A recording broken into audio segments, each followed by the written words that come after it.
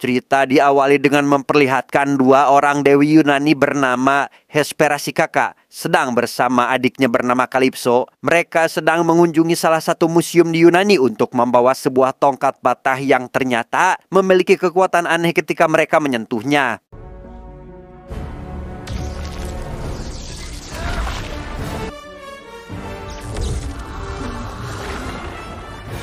Seorang pegawai yang melihat jika mereka berdua mengambil tongkat itu dari tempatnya pun langsung memanggil petugas keamanan. Namun bukannya berhasil menangkap mereka, si petugas malah menyerang pengunjung lain setelah Calypso membisikkan sesuatu kepadanya.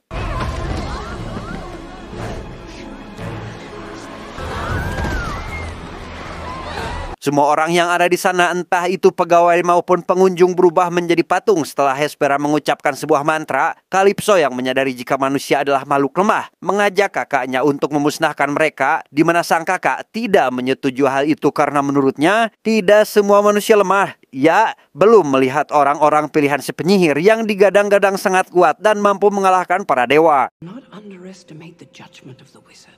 To protect the power of the gods, he will have chosen with meticulous. Dan inilah jagoan kita, sang juara yang dipilih langsung oleh si penyihir untuk mewarisi kekuatan para dewa. Ia bernama Billy Batson, yang saat ini sedang berkonsultasi dengan seorang dokter anak terkait masalah yang dihadapinya. Di mana si dokter yang melihat perawakan Billy pun menyarankan agar dia pergi ke psikiater agar mendapatkan jawaban yang lebih baik. And again, pediatrician, not a psychiatrist. I appreciate your help, but I got some real problems. There's this terrorist. Sepulangnya ke rumah, Billy menyempatkan diri untuk bermain perang-perangan bersama saudaranya yang bernama Eugene. Ia beranggapan jika permainan ini merupakan sebuah bentuk latihan strategi yang bisa mereka tiru untuk menyelamatkan warga dari serangan penjahat.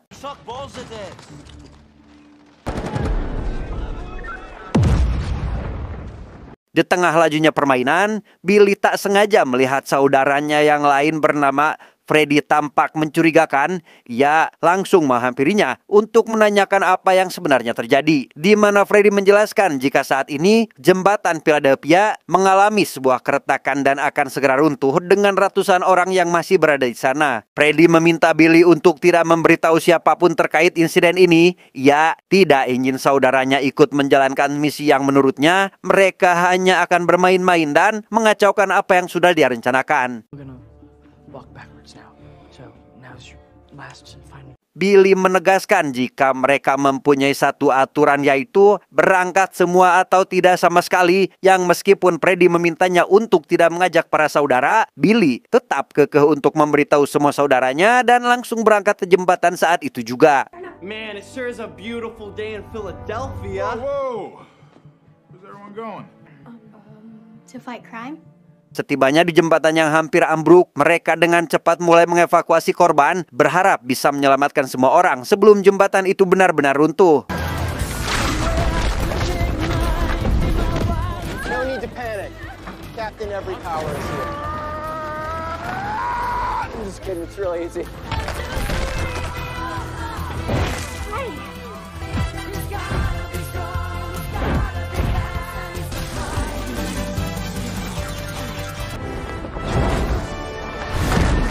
Sebagai pemimpin, Billy selalu mengadakan pertemuan untuk mengevaluasi hasil kerja timnya di lapangan. Ia akan langsung menyusul saudaranya yang tidak hadir, seperti Eugene yang saat itu sedang sibuk menandai ratusan pintu yang berada di markas mereka, yaitu Rock of Eternity atau Batu Keabadian. Hello, we have a meeting, Eugene.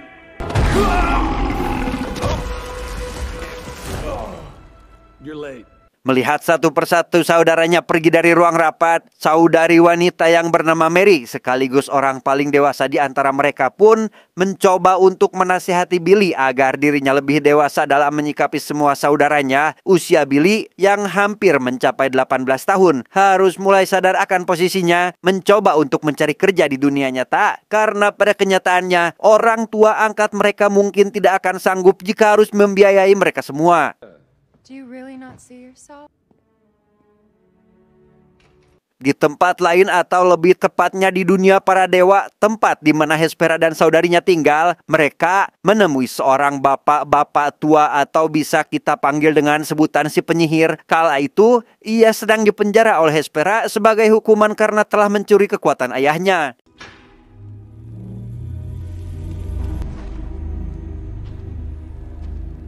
Rupanya, si penyihirlah yang sudah memberikan kekuatannya pada Billy CS. Ia sangat terkejut ketika Hespera membawakannya sebuah tongkat sihir dengan kondisi yang sudah patah. Someone broke this. How? Where is the champion? Alasan Hespera membawa tongkat itu ke hadapan si penyihir tiada lain untuk memperbaikinya. Calypso membacakan sebuah mantra yang membuat si penyihir langsung bereaksi sesuai keinginannya dan langsung memperbaiki tongkat itu agar kembali utuh seperti sedia kala. Say the word.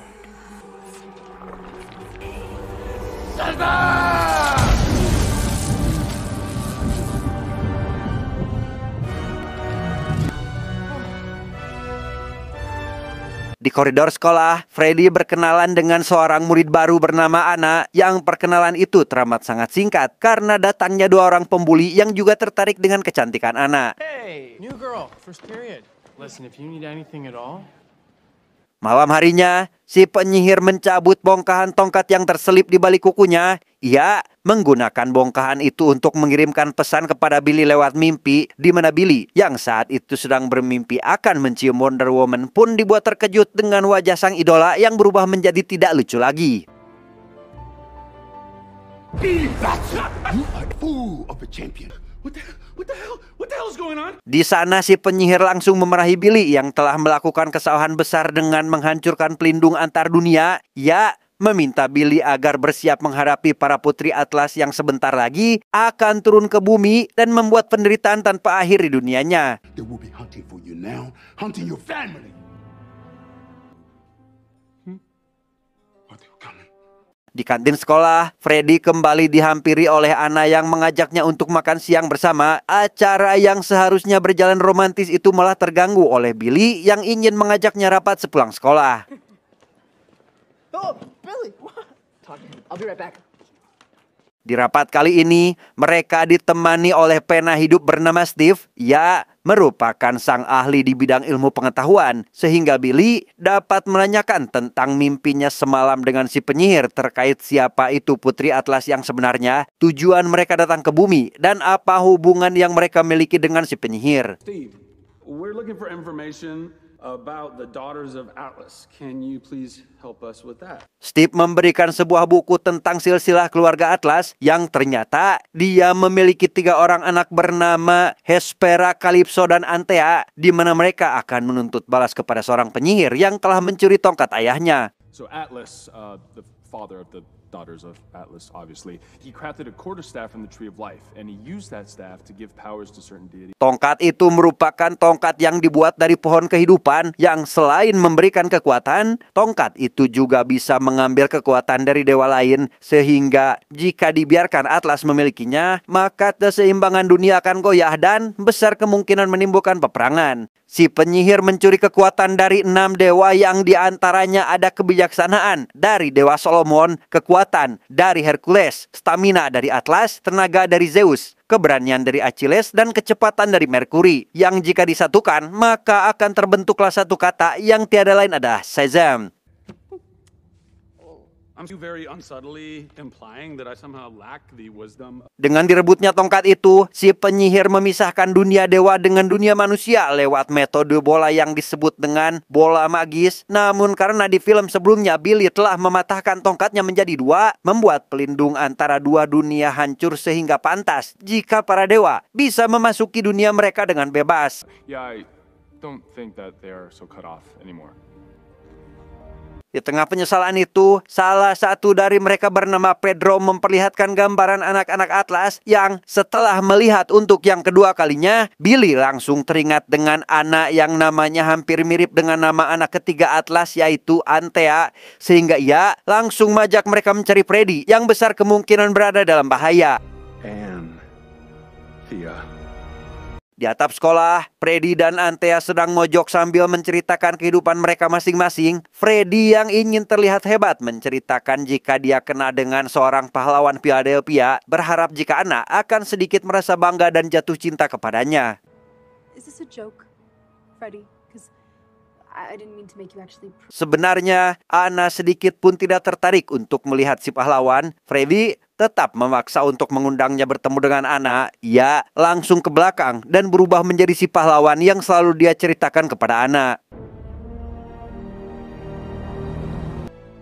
my God.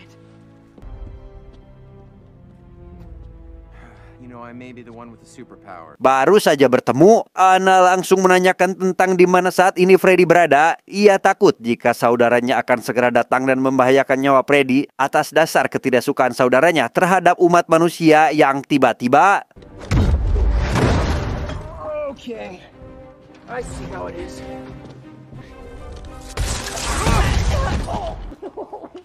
Setelah kehilangan kekuatannya, Freddy hanya bisa menyaksikan gurunya yang dipaksa terjun dari atap gedung karena boro-boro menyelamatkan orang lain. Dia sendiri juga bingung dengan apa yang harus dia lakukan saat ini, di mana ketakutannya sedikit berkurang ketika melihat Billy terbang ke arahnya dengan sangat keren dan mempesona.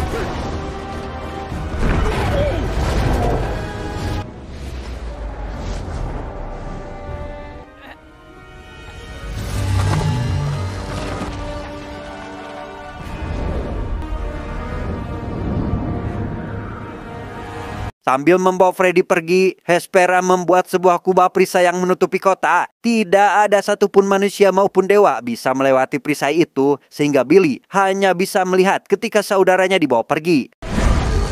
Billy, stay back! They're using the staff to take our powers!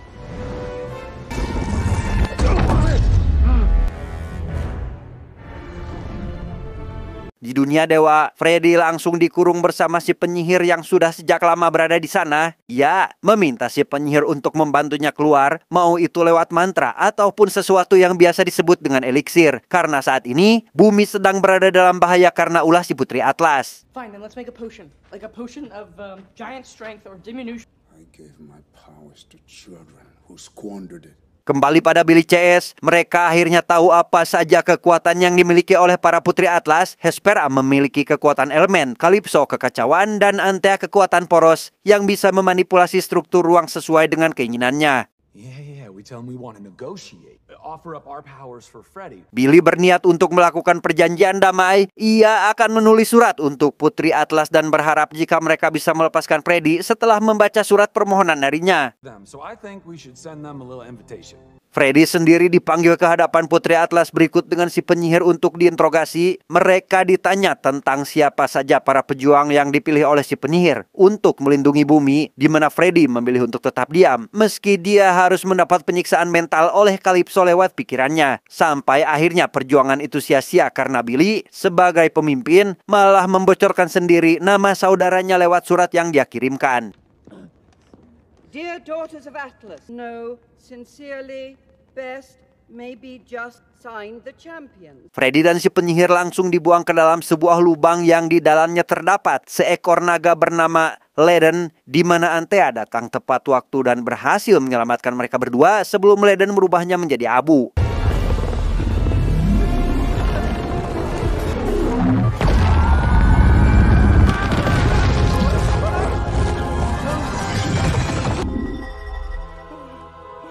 Hespera pergi menemui Billy yang saat itu sedang menunggunya di bumi. Mereka terlibat sebuah percakapan tanpa hasil yang hal itu memicu bentrok antar dua keluarga dan...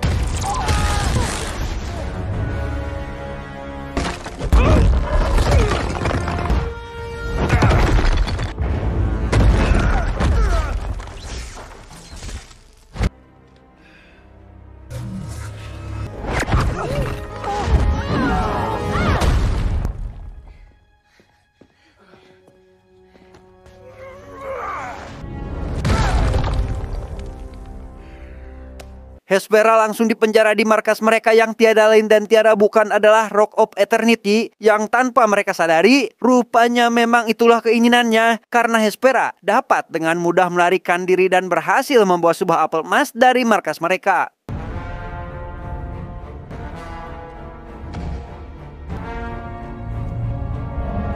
Freddy dan si penyihir yang baru sampai ke pintu menuju markas dari arahan Antea pun memutuskan untuk kembali setelah si penyihir menyadari jika Hespera yang baru pulang dari dunia manusia saat ini sedang memegang sebuah apel emas atau benih kehidupan yang dia dapatkan dari markasnya.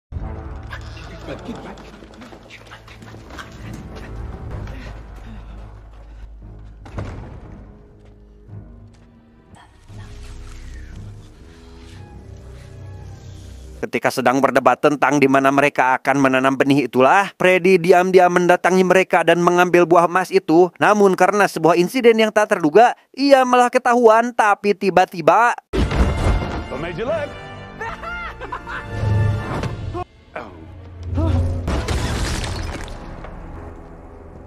Calypso yang marah dengan mereka segera mengeluarkan leden dari peristirahatannya, langsung menunggangi naga itu untuk mengejar mereka dan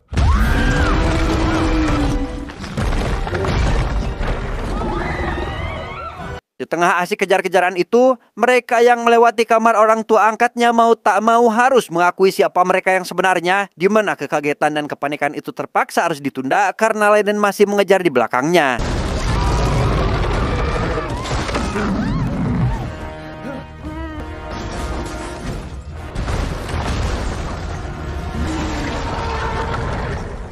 Dari 6 orang juara, hanya tinggal Billy dan Mary yang masih memiliki kekuatan Shazam. Mereka sebisa mungkin mempertahankan kekuatannya sambil menjaga apel emas agar tidak direbut oleh Calypso.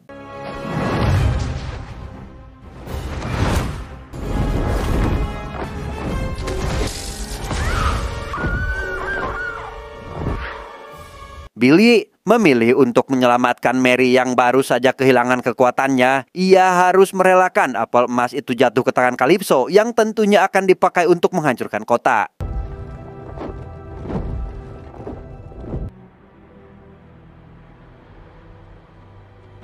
Sejak tumbuhnya pohon dari apel emas yang Calypso tanam, kini mulai bermunculan monster dari mitologi Yunani, di mana mereka langsung menyerang setiap manusia yang ada di dekatnya.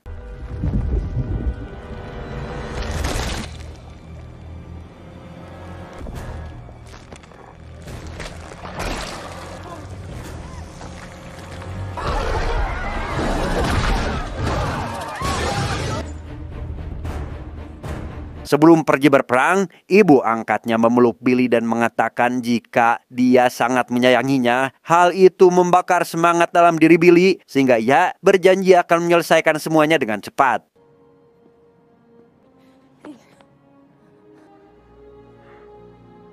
Antea dan Hespera juga turun ke bumi untuk menghentikan Calypso merusak dunia milik orang lain, yang hal itu malah membuat Calypso gelap mata. Ia langsung mengeksekusi kakaknya dan mengambil paksa kekuatan poros milik Antea.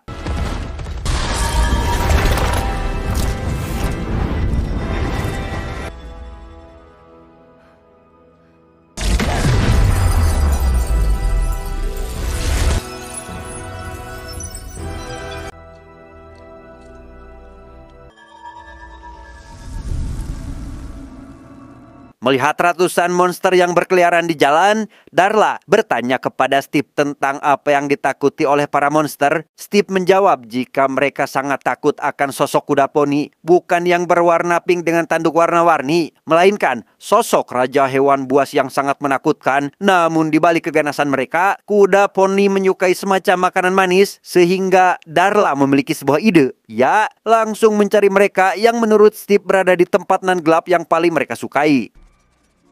Dark caverns. Ambrosia? I have an idea. Freddy yang melihat jika Antea sedang berjalan bersama kerumunan orang, langsung pergi menyusulnya. Ia takut jika terjadi apa-apa dengan orang yang sangat dia cintai.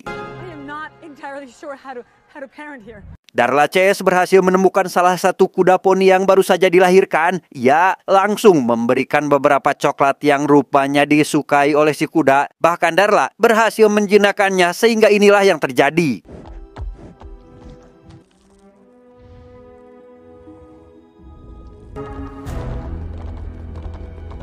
Billy sendiri masih dengan tugasnya untuk mengalahkan Calypso, namun karena peliharaannya terlalu kuat, Billy sampai saat ini belum bisa menyentuh apalagi sampai mengalahkannya. Namun meski begitu, saat sedang beradu kekuatan, ia menyadari jika setiap serangannya akan diserap oleh tongkat itu layaknya sebuah baterai, sehingga Billy memutuskan pergi mencari Hespera demi meminta bantuannya.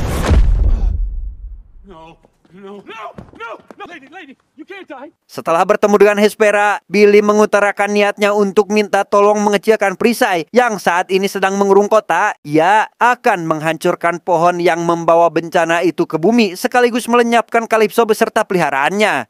You would annihilate everything that's inside the dome. Well, then I have one more favor to ask. Baru saja ditinggal beberapa menit, Calypso sudah berada di depan adiknya untuk dia lenyapkan, di mana Freddy yang melihat hal itu mencoba untuk melindungi Antea meski dia sendiri sudah kehilangan kekuatannya. Kill the traitor.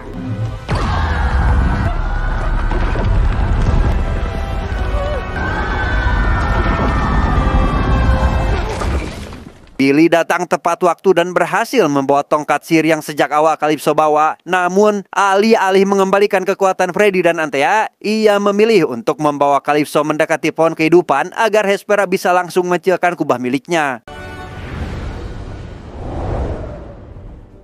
Now, Hespera. Let's save her.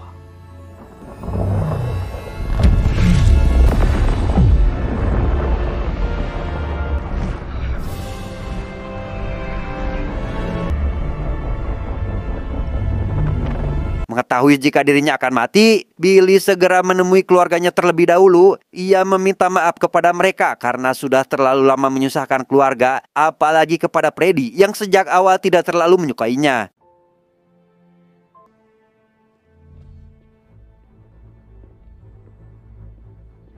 Selesai dengan keluarganya, Billy segera pergi menemui Calypso. Ya, langsung mengeluarkan petir dari tangannya beberapa kali, dipantulkan kembali oleh kubah itu yang langsung diserap oleh tongkatnya dan...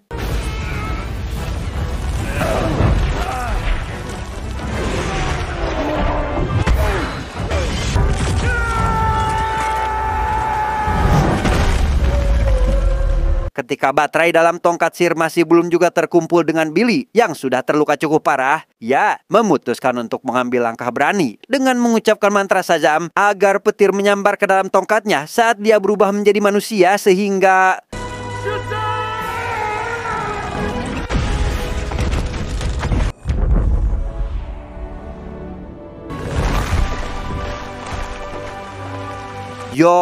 ledakan itu berhasil mengalahkan Leden, Calypso, sekaligus menghancurkan pohon keabadian di mana Billy yang menjadi sumber ledakan harus meninggal dengan luka bakar di seluruh tubuhnya.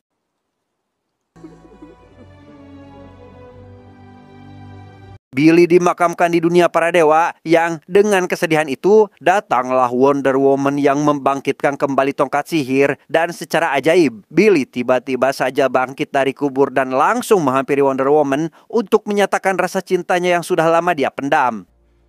You got my bird letter? Oh, Sepulangnya ke dunia manusia, Antea dan si penyihir memilih untuk ikut bersama dengan Billy CS, berusaha untuk menjadi manusia biasa dan hidup berdampingan dengan mereka. Guys!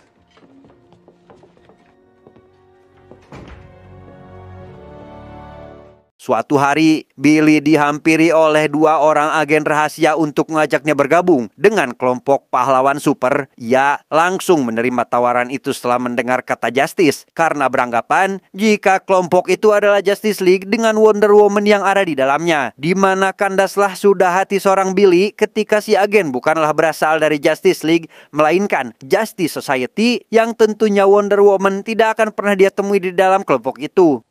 Welcome to the Justice Society. Yeah, awesome. Wait, what? The Justice Society? Di tempat lain, lebih tepatnya di sebuah penjara sihir, kita akan diperlihatkan dengan seorang napi bernama Dr. Sivana, atau lebih tepatnya musuh Billy di film Shazam yang pertama. Ya, dijenguk oleh rekan timnya yaitu seekor ulat bernama Mr. Mind yang memberitahu jika saat ini dia sedang mempersiapkan panggung baru untuk Dr. Sivana agar bisa bersinar untuk yang kedua kalinya. Namun Mr. Mind tidak menceritakan secara rinci soal rencananya itu dan langsung pergi meninggalkan Dr. Sivana sambil menyuruhnya bersabar menunggu waktu yang tepat untuk menjalankan rencana mereka. Oh, God damn it! Tamat, ending yang sangat membagongkan.